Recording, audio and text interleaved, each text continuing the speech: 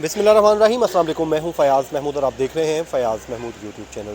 ناظرین، جہلم میں ایک بڑا ہی افسوسناک واقعہ پیش آیا ہے، جہاں پر ایک کم عمر بچہ جس کو اس کے والد نے بڑے ہی ارمانوں کے ساتھ اس کا مستقبل بنانے کا فیصلہ کیا، لیکن وہ یہ نہیں جانتا تھا کہ اس کا استاد پہلے ہی دن اس پر بے ایمان ہو جائے گا، اور استاد بھی وہ جس کی 1 ماہ بعد شادی ہونے جا رہی تھی، لیکن اس کو ذرا خیال نہ آیا اور نہ ہی اس نے اپنا سوچا۔ امیر آدمی تھا، لیکن اس کے باوجود اس پہ شیطان جو ہے وہ غالب آیا اور اس نے یہ گھنونا کھیل اس بچے کے ساتھ کھیلا، لیکن بچے کو وہ ڈرانے میں بھی کامیاب ہو گیا، اور بچے نے گھر جا کر نہیں بتایا کہ اس کے ساتھ آج کیا ظلم اٹھایا گیا ہے۔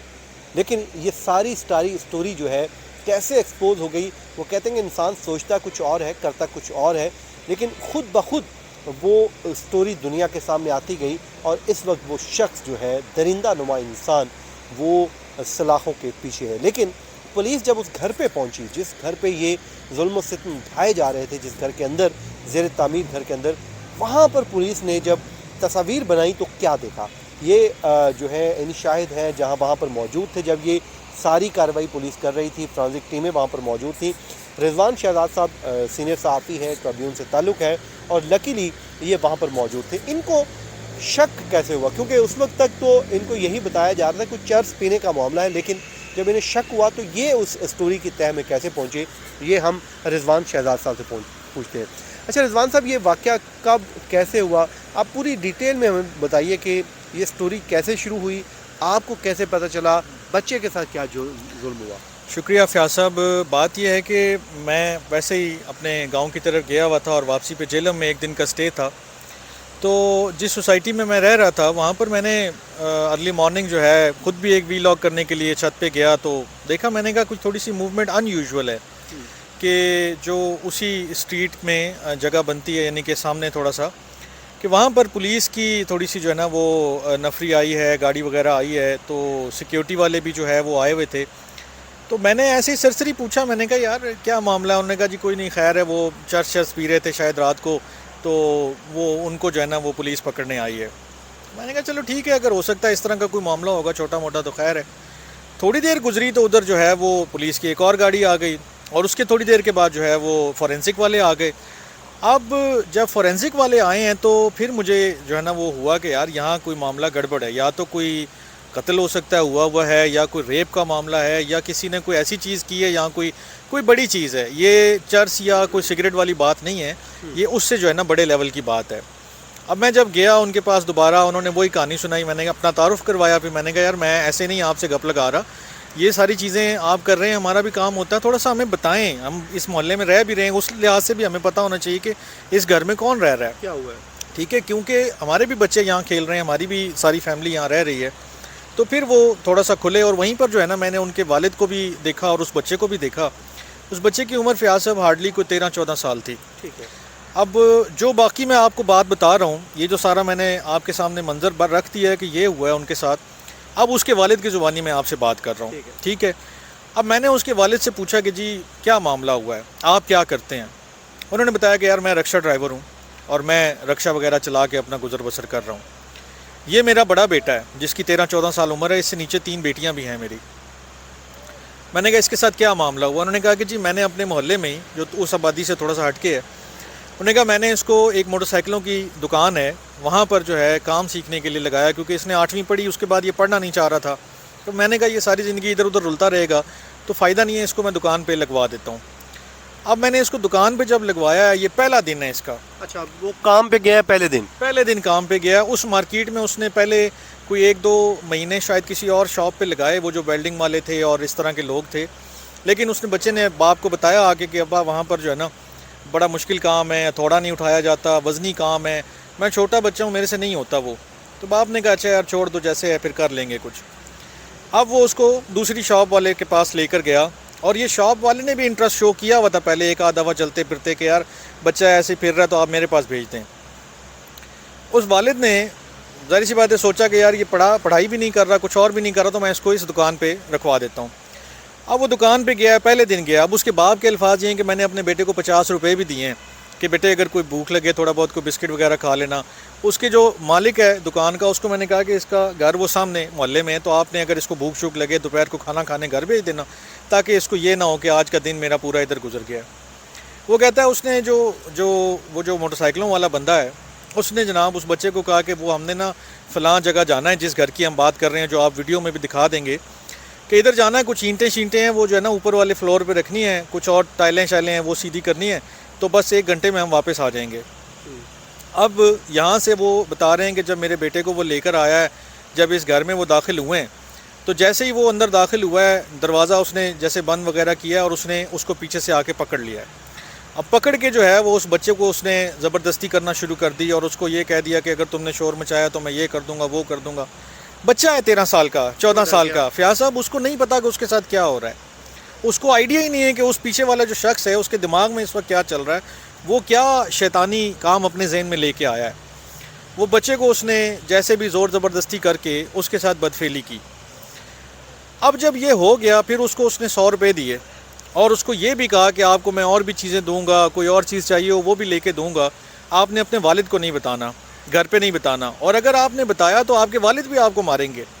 اچھا, بچے کو باپ کی مار سے ڈرا دیا. باپ کی مار سے اور پیسہ اور چیزوں کے لالچ سے کہ دونوں کام کر دوں. ٹھیک ہے, پھر باپ کو کیسے پتہ چلا, بچے نے کیا بتایا آگے یا نہیں بتایا؟ باپ کو ایسے پتہ چلا کہ جب باپ کہتا ہے کہ میں اپنی سواریاں لے کے جب رات کو گھر آیا ہوں, مطلب اپنے رکشے کا کام ختم کر کے, اس کے بعد میں نے بچے سے ایسے پوچھا کہ بھائی کیسا رات دن آج کا, تو بچے نے کہا کہ جی میں نے کل سے نہیں جانا اس دکان پہ. میں نے کہا کیوں, خیریت ہے, آج پہلا دن تھا آپ کا. آپ باپ نے سمجھا کہ شاید یار اس کا دل نہیں لگا, اس کو کوئی پریشانی ہوئی ہے, کوئی اچھا نہیں لگا, تو اس نے کہا نہیں آپ مجھے کسی اور دکان پہ رکھوا دیں, لیکن اس دکان پہ میں نہیں جاؤں گا. باپ کو اب تھوڑا سا جو ہے نا وہ تشویش ہوئی, تو اس نے کہا کہ یار مطلب میں بھی پھرتا ہوں بازار میں آگے پیچھے, ہم بھی سارا دن باہر ہوتے ہیں لوگوں کے پاس, جب بچے نے اس طرح کی بات کی تو میں نے کہا یار آپ اسکول بھی نہیں جاتے ہو, آپ اب ادھر بھی نہیں سیکھنا چاہتے ہو, وجہ کیا ہے مجھے سچ سچ بتاؤ. تو وہ بچہ رو پڑا. جب وہ رویا تو اس کے باپ کو پھر تشویش ہوئی, اور اس نے جب پوچھا اس نے کہا کہ اس نے میرے ساتھ زبردستی کی ہے, میرے منہ میں کپڑا ٹھونس کے کہ میری آواز باہر نہ نکلے, اور مجھے اس طرح اس نے درندوں کی طرح جو ہے وہ نشانہ بنایا ہے اپنی حوث کا, کہ وہ بچہ رو پڑا. پھر اس کا باپ کہتا ہے کہ رات جب یہ بات ہوئی ہے اس وقت میرے دل دماغ میں یہ کی بات تھی کہ میں کوئی چھری ٹوکا کوئی چیز لوں اور اس شخص کے ٹکڑے ٹکڑے کر دوں, اور ہو سکتا ہے میں اس کے کر بھی دیتا. پھر میں نے اپنے جو فیملی میں 1-2 لوگ تھے ان کو بلایا, ان سے مشورہ کیا, تو سب نے یہی سمجھایا کہ آپ کی اور فیملی جو ہے آپ کی پوری لائف اس ایک شخص کے جو بھی آپ اس کے ساتھ سوچ رہے ہیں قتل کرنے کا یا کوئی اور معاملہ, یہ ساری لائف آپ کی رل جائے گی. جرم اس نے کیا ہے, سزا اس کو ملنی چاہیے. بالکل ٹھیک مشورہ دیا. آپ بجائے اس کے کہ قانون کو اپنے ہاتھ میں لیں, ہم اس کو قانونی کارروائی کرتے ہیں. پھر اس نے اس بچے کا رات کو 1-2 بجے 3 بجے جب بھی اس کو موقع ملا اس نے میڈیکل کروایا, میڈیکل کروا کے اس نے تھانے میں FIR کروائی, اور تھانے میں FIR کے بعد وہ صبح سویرے جو ہے وہ پولیس آئی اور انہوں نے اس شخص کو وہاں سے گرفتار کیا. اور یہ شخص جو ہے اس کے بہن بھائی جو ہیں وہ ویل سیٹلڈ ہیں. جس بندے نے یہ جو ملزم ہے اس کی وہ آپ بیک گراؤنڈ بتانے لگے تھے, وہی میں پوچھنے لگا تھا آپ سے. وہ بتایا یہ جا رہا ہے, وہ یہ بتایا جا رہا ہے کہ وہ کافی ٹھیک ٹھاک ہیں, ان کا ایک گھر ایک آلریڈی بنا ہوا ہے اسی سوسائٹی میں, اور اس سوسائٹی میں اگر آپ نارمل بھی گھر لینے جائیں گے تو 1-1.5 کروڑ سے اوپر کا ہی گھر ملے گا آپ کو, نارمل گھر بھی. ٹھیک ہے, اب جہاں 1.5 کروڑ کا گھر آپ کو مل رہا ہے تو وہاں آپ کے پاس پیسے ہیں. اس کے بتایا جاتا ہے کہ جو بھائی ہیں یا اور جو لوگ ہیں وہ بیرون ملک بھی سیٹلڈ ہیں اور پیسے کا ان کو اتنا شاید مسئلہ نہیں ہے. اور پھر جب میں نے پولیس والوں سے پوچھا تو ایک اور انٹرسٹنگ فیکٹ سامنے آیا. میں نے کہا جی یہ کیا معاملہ ہے اور کیسے آپ لوگوں کی ابھی, تو انہوں نے کہا جی فورینزک والی ٹیم آئی ہے اور فورینزک والوں نے بڑا مائنیوٹلی بالکل جو ہے نا وہ کیمرے لے کر اور چیزیں لے کر وہ کپڑا اور وہ ساری چیزیں وہ برآمد کر کے انہوں نے وہ پورے پیک کر کے, اور پھر لیڈیز کانسرٹ ایک جو ہے نا پولیس بھی ادھر آئی تھی کہ اگر کوئی ضرورت محسوس ہو, پھر وہ بچے کو لے کر گئے اندر, انہوں نے کرائم سین دکھایا, اس ملزم کو لے کر آئے ہیں اس کو کرائم سین دکھایا کہ یہی وہ جو ان کی قانون کی کارروائی ہے, ضابطے کی کارروائی وہ پوری کی ہے. اور اس میں یہ سامنے آیا کہ اس بندے کے اوپر پہلے بھی ایک اسی طرح کا کیس ہے جس میں یہ بچ گیا تھا یا اس کو سزا نہیں ہوئی تھی. تو دیکھیں جب ایک شخص ایک دفعہ بچتا ہے تو اس کا حوصلہ بڑھ جاتا ہے, وہ پھر دوبارہ اسی طرح کی حرکتیں کرتا ہے. اور پھر مجھے میری جو فیملی کے لوگ تھے انہوں نے بتایا کہ اس کی تقریباً 1-2 میں اپنی بھی شادی تھی. تو اب آپ اندازہ لگائیں کہ ایک شخص کے جو اس طبیعت کا ہے, اس مزاج کا ہے, اور وہ ان کاموں میں پڑا ہوا ہے, کیا اس کو کسی کو اپنی بیٹی دینی چاہیے؟ اگر آپ دے بھی دیتے ہیں، شادی کر بھی دیتے ہیں، آگے چل کے کیا ہوگا؟ اس شخص کے دماغ میں جو چیزیں بھری ہوئی ہیں، یہاں پہ تو ہماری سوسائٹی میں تو یہ بھی المیہ ہے، جو لڑکا تباہ ہوا ہوتا ہے، خراب ہوتا ہے، اس کی یہ کہہ کے شادی کر دی جاتی ہے کہ شادی کے بعد یہ ٹھیک ہو جائے گا. مطلب وہ آنے والی کا امتحان ہے کہ وہ اس کو ٹھیک کر لے، ورنہ اور ایسے کیسز میں اکثر جو ہے وہ جو والدین اپنے بچے کو خود ٹھیک نہیں کر سکے وہ کہہ رہے ہیں جی لڑکی آگ ٹھیک کر لیکن میں آپ کو یہ بتاؤں کہ مجھے یہ ایک اس میں جو پازیٹیو پہلو لگا وہ یہ تھا کہ جو اس بچے کا باپ ہے وہ بے شک رو رہا تھا. یقین کریں آپ، اس کے آنسو ٹپ ٹپ گر رہے تھے جب وہ بات کر رہا تھا مجھ سے. وہ روتے ہوئے مجھے کہہ رہا تھا کہ میں اتنا بے بس محسوس کر رہا ہوں.